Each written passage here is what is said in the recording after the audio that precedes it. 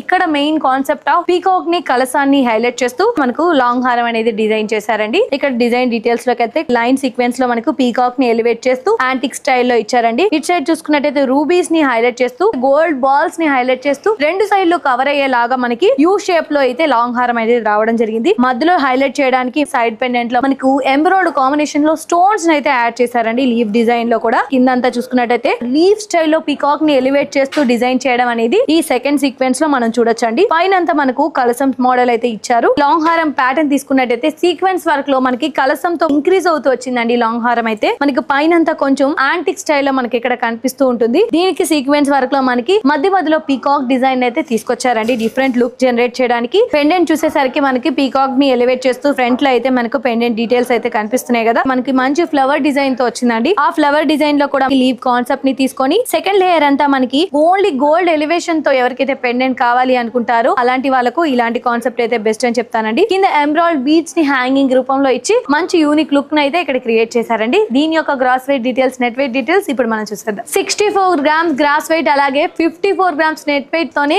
ఇంత మంచి unique design అలాగే కల్సన్ డిజైన్ లో ఉన్న ఈ లాంగ్ హారం మన సిఎంఆర్ లెగసీ ఆఫ్ జ్యువెలరీలో అవైలబుల్ ఉంది.